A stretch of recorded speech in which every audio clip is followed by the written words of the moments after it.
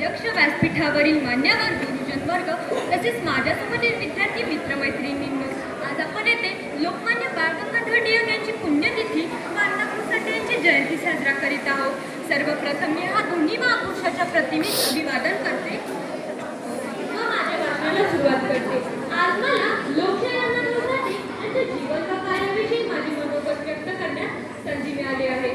अनेक महान व्यक्ती या भूमीवर जन्मले, परंतु अत्यंत प्रतिकूल परिस्थितीतून स्वतःचे वेगळे स्थान निर्माण करणाऱ्या व्यक्तीमध्ये अण्णाभाऊ साठे यांचे नाव अत्यंत आदराने घेतले जातात. ज्याच्या हातात लेखणी असते तो समाज घडवतो, ज्याच्या हातात लेखणी असते तो समाज घडवतो आणि ज्याच्या शब्दात जनतेचं दुःख असतो तो इतिहास घडवतो.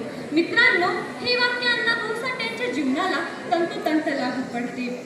अण्णाभाऊ साठे यांचा जन्म 1 ऑगस्ट 1920 रोजी सांगली जिल्ह्यातील वाटेगाव येथे झाला. त्यांचे पूर्ण नाव तुकाराम भाऊराव साठे असे होते.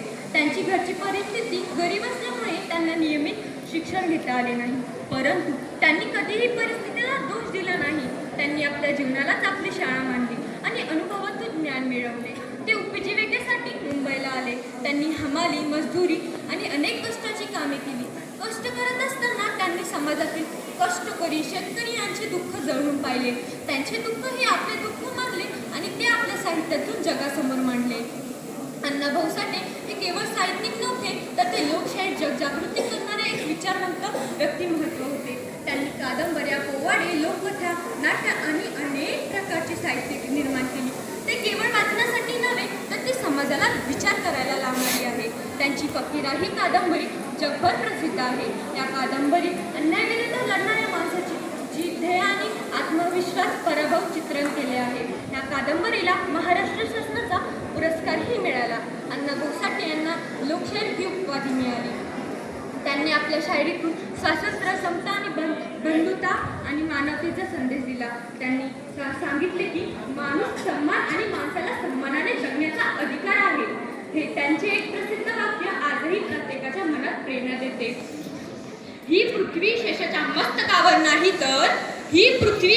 मस्तकावर नाही तर कष्टकरी कामगाराच्या हातावर तरली आहे.